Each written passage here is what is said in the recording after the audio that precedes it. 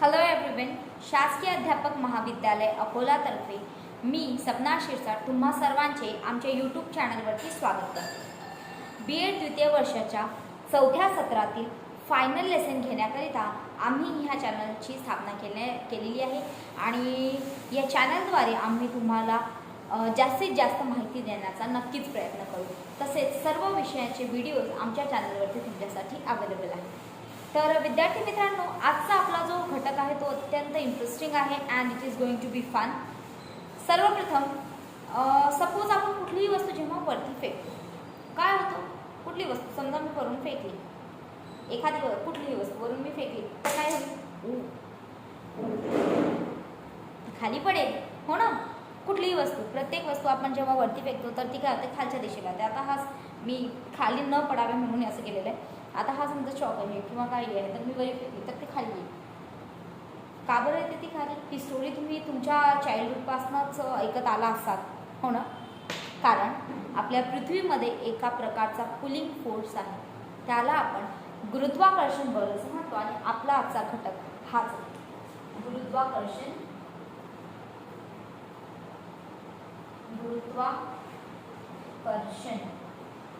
गुरुत्वाकर्षण बद्दलच आपण अभ्यासणार आहोत आणि यामध्ये आपण बघणार आहोत की न्यूटनने आपला उपघटक सुद्धा गुरुत्वाकर्षणाचाच आहे.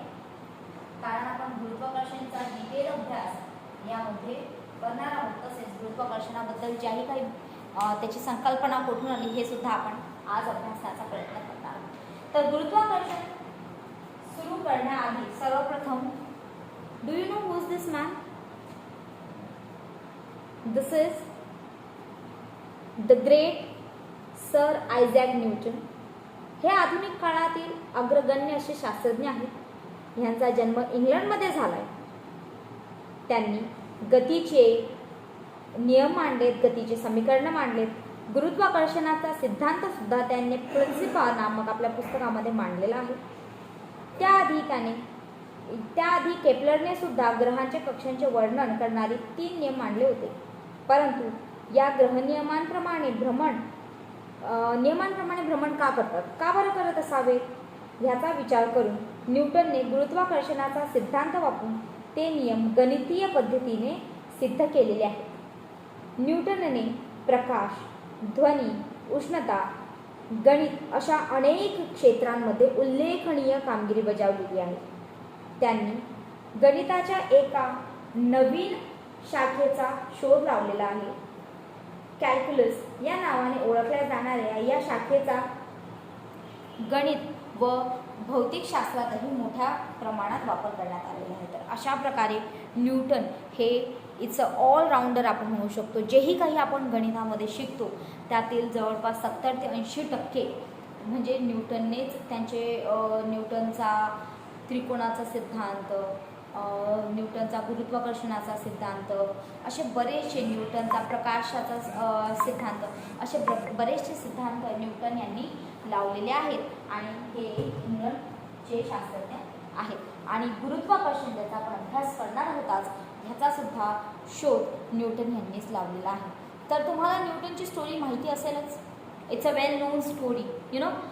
तर असं म्हणतात की न्यूटन एकदा काय करत होते, न्यूटन एका ॲपलच्या झाडाखाली म्हणजे सफरचंदाच्या झाडाखाली शांततेत बसलेले होते आणि काहीतरी आपले विचार करत होते किंवा असं म्हणतात की विश्रांती करत होते. ॲक्च्युअल म्हणजे exact word to word story तर मॅच होणार नाही, बट असं म्हणतात, ठीक आहे. त्यानंतर अचानक एक सफरचंद त्यांच्या डोक्यावर पडला, त्यांच्या अंगावर आला, ठीक आहे.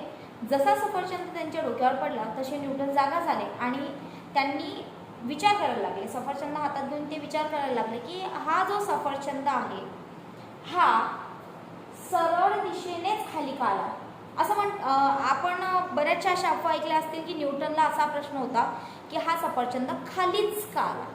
पण मुळात त्यांना जो प्रश्न पडलेला होता तो होता की हा सरळ दिशेने खाली का आला. जसे एखादे झाड असेल, ठीक आहे, एखादे सफरचंदाचे झाड आहे आणि या सफरचंदाचे झाडाचे जे फळ आहेत ते सरळ दिशेने खाली का आलेले आहेत एका स्ट्रेट लाईनमध्ये. न्यूटन इथे बसलेले होते, जर ते सफरचंद पडायचे तर ते असे या साईडला गेलं असतं सफरचंद, या साईडला जायला हवं होतं, कारण तिथे तर न्यूट्रल होते ना. पण ते सफरचंद सरळ दिशेने त्यांच्यावर पडले आणि त्यामुळे त्यांना असा प्रश्न आला की सफरचंद असे सरळ का पडले.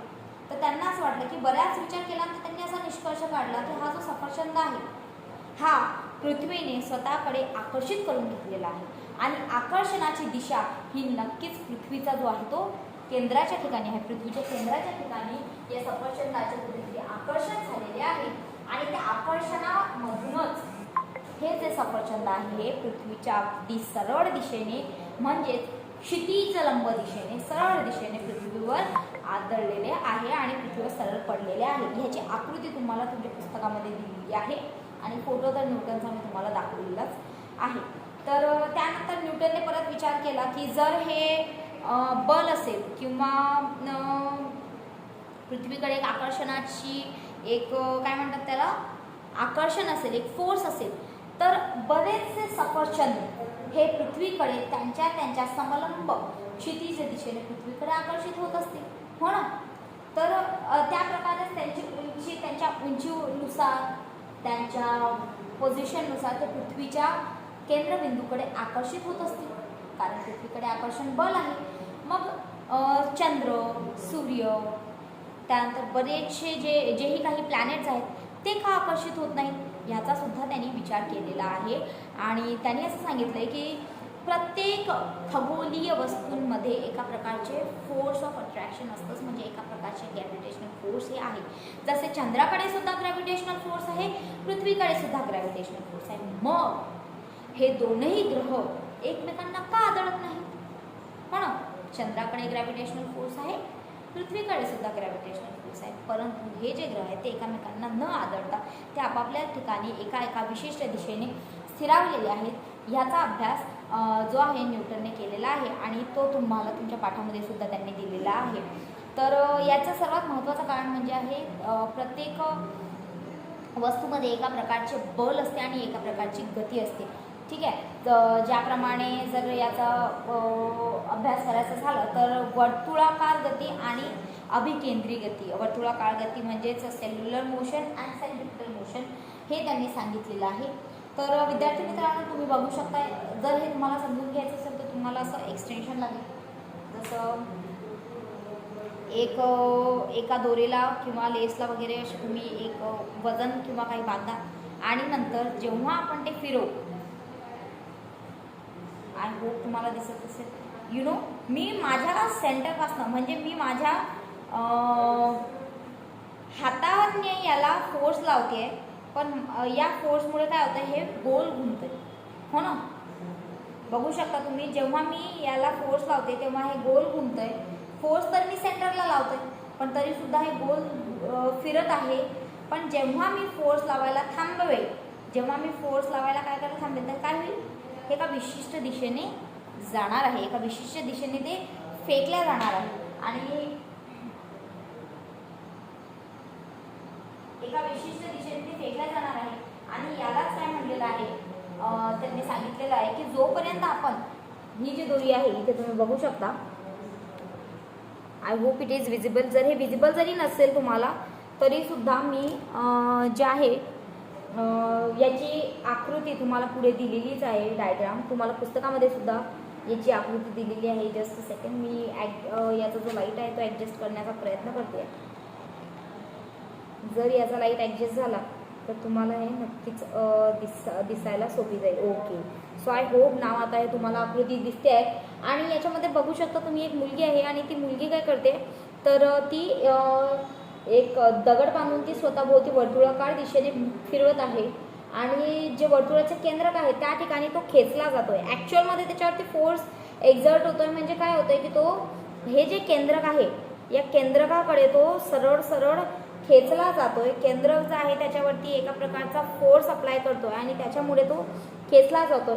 पण जेव्हा आपण ती दोरी सोडून देऊ, जे काही दोरी असेल तर ते काय होईल तर ते बल मुळात संपुष्टातच राहणार नाही. हे जे मधून आपण बल लावतोय हे बल मुळात संपुष्टात राहणारच नाही आणि तो काय होईल कुठल्याही एका दिशेने, ज्याही दिशेने त्याची दिशा असेल त्या दिशेने तो काय होईल, तो फेकला जाईल. यापूर्वी आपण अशीच एक कृती केलेली सुद्धा आहे, तुमच्या मागच्या क्लासेसमध्ये तुमच्या टीचरने तुमचं नक्कीच घेतलं असेल. वर्तुळाकार कक्षेत फिरणाऱ्या कोणत्याही वस्तूवर वर्तुळाच्या केंद्राच्या दिशेने बल प्रयुक्त होत असते आणि या बलालाच आपण सेंट्रिपिटल फोर्स असं म्हणतो. कुठलीही वस्तू जेव्हा वर्तुळाकार फिरत असते विद्यार्थी मित्र, कुठलीही वस्तू जेव्हा वर्तुळाकार फिरत असते तर ते वर्तुळाकार फिरत असते म्हणजे काय होते, सेंटर जो आहे त्यावरती एका प्रकारचा बल, एका प्रकारचा फोर्स एक्झर्ट करतो आणि त्याद्वारेच कुठलीही वस्तू जी आहे ती फिरत असते. जे असं मी तुम्हाला इथे दाखवलेलं आहे. ही जी मोशन आहे ही सर्क्युलर मोशन आहे, पण जेव्हा ही सर्क्युलेशन मोशन होत आहे तेव्हा ह्याच्या सेंटरवरती जो फोर्स मी लावते आहे त्याला आपण सेंट्रिपिटल फोर्स म्हणतो आणि जेव्हा सेंट्रिपिटल फोर्स लावायला बंद करू तेव्हा ती वस्तू एका विशिष्ट दिशेने फेकल्या जाणार आहे. आणि हाच फिनॉमिना चंद्रामध्ये, पृथ्वीमध्ये, तसेच जेही काही आपले भ्रमण करणारे, पृथ्वीभोवती भ्रमण करणारे किंवा सूर्याभोवती भ्रमण करणारे जेही काही तारे आहेत त्यांच्यामध्ये आहे. तर इथे आपण आता जो मुख्य भाग बघितला आहे तो म्हणजे बघितला सर्क्युलर मोशन म्हणजेच वर्तुळाकार गती,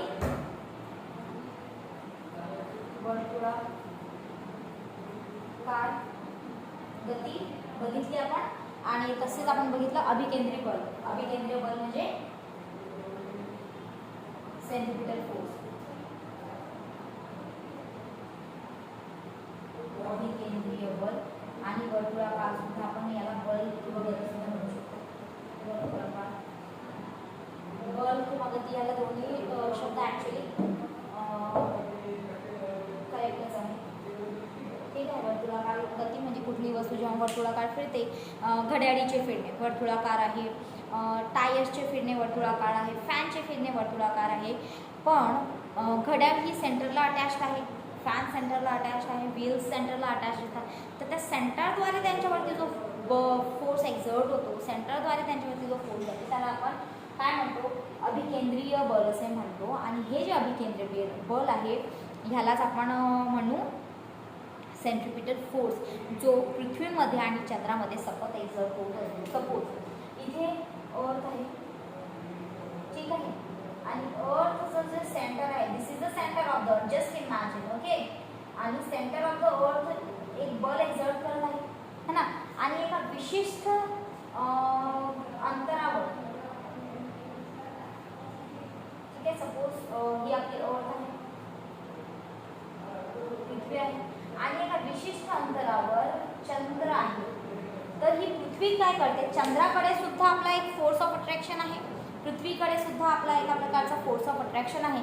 तर या दोघांमध्ये काय घडून येतं विद्यार्थी मित्रांनो, नैसर्गिकरित्या ही पृथ्वी सेंटर म्हणून स्वतःकडे एक फोर्स एक्झर्ट करते, सेंट्रिपिटल फोर्स एक्झर्ट करते. आणि सेंट्रिपिटल फोर्समुळे हा जो चंद्र आहे हा विशिष्ट अंतरावर, विशिष्ट डायरेक्शननी सतत पृथ्वीभोवती जो आहे हा फिरत असतो. पण जेव्हा समजा पृथ्वीचा जो फोर्स आहे, पृथ्वीकडे जे गुरुत्वाकर्षण बल आहे, जेव्हा पृथ्वी तो बल अप्लाय करणं, जेव्हा तो फोर्स अप्लाय करणं बंद करेल तर नक्कीच काय होईल, हा जो चंद्र आहे हा कुठे दुसऱ्या ठिकाणी म्हणजे एका वेगळ्याच ठिकाणी भ्रमणासाठी जाईल. तर अशा प्रकारे दॅट इज द रिझन पृथ्वी आणि हा जो चंद्र आहे तो काय होत नाही, आदळत नाही. तर आय होप तुम्हाला कळलं असेलच. तर याच्यासाठी आपण असं सुद्धा म्हणू शकतो की चंद्र पृथ्वीभोवती त्याच्या कक्षेत फिरत असतो आणि त्याची जी फिरण्याची जी दिशा आहे ती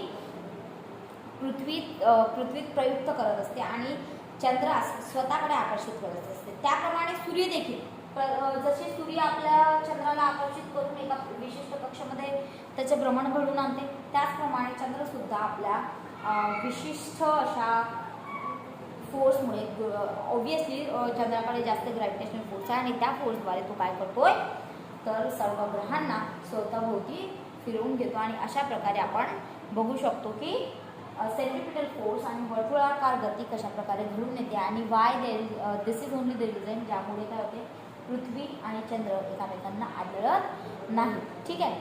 तर हा जो सिद्धांत आहे हा कोणी मांडलेला आहे, हा जो सिद्धांत मांडलेला आहे हा मांडला आहे आपल्या the great scientist sir Isaac Newton यांनी. सर आयझॅक न्यूटन यांनी स्टेट करून दाखवलं आहे की कुठलीही खगोलीय वस्तू जेव्हा असते असेल तर त्यांच्यामध्ये एका प्रकारचं गुरुत्वाकर्षणाचं बल हे असतेच आणि तसेच सेंट्रिपिटल फोर्स आणि सर्क्युलेटरी मोशन या दोघांच्या संगमामुळे, या दोघांच्या काय म्हणतो ॲक्शनमुळे जो आहे ते एकामेकांना आदळत नाही, पण ग्रॅव्हिटेशनल फोर्स हे मात्र नक्की असतेच. एवढेच नव्हे तर त्यांनी हे सुद्धा सांगितलं की ग्रॅव्हिटेशनल फोर्स हे कुठलीही वस्तू घेऊ, आपण चंद्र घेऊ, सूर्य घेऊ, पृथ्वी घेऊ, ग्रॅव्हिटेशनल फोर्स इज कॉन्स्टंट. सगळ्यांसाठी ग्रॅव्हिटेशनल फोर्स हा कॉन्स्टंट आहे असे सुद्धा न्यूटनने एकेकाळी म्हटलेलं आहे.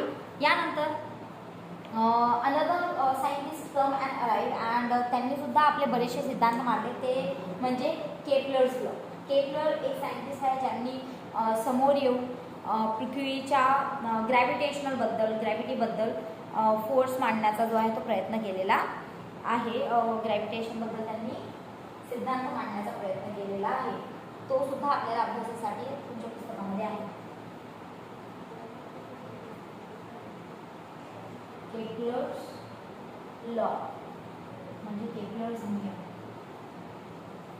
आता केपलरने नेमका नियम काय मांडलेला आहे तर प्राचीन काळापासून विद्यार्थी मित्रांनो, केपलर यांचा फोटो सुद्धा मी तुम्हाला पुढे देण्याचा प्रयत्न करणारच आहे.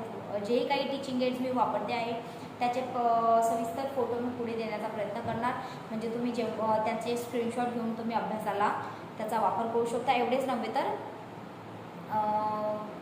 खाली सुद्धा डिस्क्रिप्शनमध्ये मी टीचिंग एड्स पाठवलेले आहेत, त्याचा सुद्धा तुम्ही तुमच्या याच्यासाठी अभ्यासासाठी वापर करू शकता. नोट्स सुद्धा तुम्ही स्वतःच्या काढू शकता त्या टीचिंग एड्सचा वापर करून. ठीक आहे.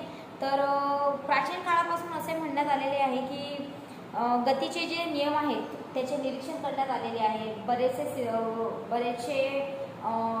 सायंटिस्ट येऊन गेले आणि एकामेकांनी जे मांडलेले नियम आहेत त्या नियमांना त्यांनी काय केलं, कुठेतरी क्रॉस करण्याचा प्रयत्न केला. So one of that is nothing but the Kepler. केपलरसुद्धा पुढे आले.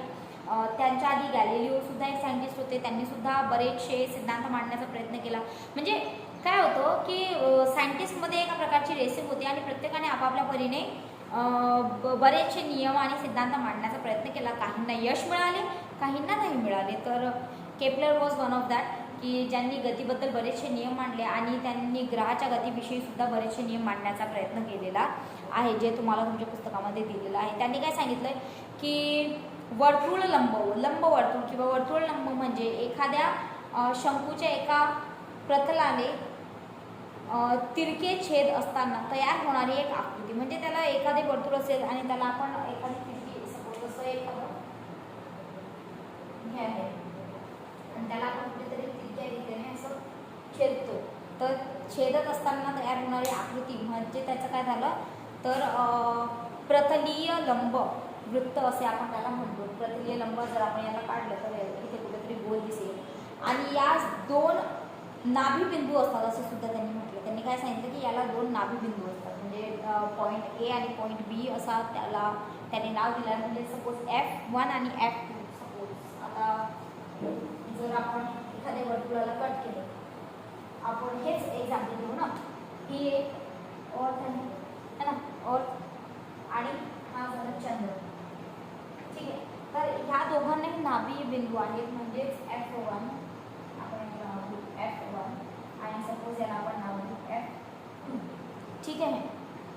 तर F1 आणि F2 हे काय होतात, नाभी बिंदूपासून ते एका विशिष्ट ठिकाणी काय करतात, भ्रमण करत आहेत. आकृतीद्वारे तुम्हाला समजेल आणखी क्लिअरली की ठीक आहे. तर हा F1 आणि F2 हा एका सरळ दिशेमध्ये सतत कुठल्याही ठिकाणी गेले तर ते एका सरळ दिशेमध्ये असतात आणि जेव्हा हे फिरत असतात तर ह्यांचे जे अंतर असेल कुठल्याही कोणापासून जर ते फिरत असतील तर त्यांचे जे सपोज आता हा इथे झाला असेल, ठीक आहे, जस्ट अ सेकंड, हा जो मून आहे हा इथे आला असेल तरी सुद्धा त्याचे पृथ्वीपासूनचे अंतर हे समान राहील. ठीक आहे. आता हा मून समजा इथे आले तरी सुद्धा त्याचे पृथ्वीपासूनचे अंतर हे कसे राहील, समान राहणार आहे. म्हणजे तो A पॉईंटवर जावो, तो B पॉईंटवर जावो, तो C पॉईंटवर जावो, कुठे सुद्धा गेला तर त्याचे अंतर जे आहे ते पृथ्वीपासून समान राहणार आहे. म्हणजेच त्याचे जे काय म्हणतात त्याच्यावर जो फोर्स एक्झर्ट होणार आहे पृथ्वीपासून सरळ अंतरावरनं तो समांतरच राहणार आहे असे केपलर यांचे म्हणणे होते. आणि केपलरचा जो पहिला नियम आहे याच्यामध्ये तुम्हाला दाखवलेला आहे. केपलरच्या पहिल्या नियमानुसार त्याने असं सांगितलेलं आहे की प्रत्येक ग्रहाचा केंद्रबिंदू आहे तो सूर्य आहे आणि सूर्याभोवती सतत ग्रह हे भ्रमण करत असतात. ठीक आहे, सतत सूर्याभोवती प्रत्येक ग्रह भ्रमण करत असतात. आणि त्यांनी असं सांगितलं की ग्रहाला सूर्याशी जोडणारी सरळ रेषा ही समान कालावधीत समान क्षेत्रफळ व्यापन करत असते. समान कालावधीत म्हणजे समजा एवढं अंतर क्रॉस करण्यासाठी तिला तेवढाच वेळ लागेल, हे हो ना, हे समान आहे. तर एवढे अंतर क्रॉस करण्यासाठी समजा पृथ्वीला एवढे अंतर क्रॉस करण्यासाठी जेवढा वेळ लागला तेवढाच वेळ त्याला इथलं अंतर क्रॉस करण्यासाठी लागेल आणि तेवढाच वेळ तिला इथलं अंतर क्रॉस करण्यासाठी सुद्धा लागणार. म्हणजे समान वेळेमध्ये आपली जी पृथ्वी आहे ती समान अंतर जे आहे क्रॉस करत असते. आणि ग्रहांची ही कक्षा वर्तुळ लंबाकार असून त्या सूर्याच्या कक्षेच्या नाभीवर असतो. कक्षेच्या नाभीवर म्हणजे सेंटर ऑफ द सन. सूर्याच्या सेंटर ऑफ द सन पासून जर आपण एखादी लंब टाकला तर तो समान असतो. आणि equal number of distance will be cross y equal amount of time. म्हणजे एका विशिष्ट वेळेमध्ये एक विशिष्ट अशी काय करते ती जी आहे अंतर क्रॉस करते, असे केपलरने नियम मांडलेले आहे. आणि या नियमासाठी त्याने बरेचसे आपण म्हणू शकतो त्याने आपले स्वतःचे लॉ सुद्धा बनवले. त्याने बरेचसे अंकगणितीय श्रेणी सुद्धा दिलेले आहेत हा लॉ मांडत असताना. जसे आपण म्हणू की सपोज इथे आपण पकडला की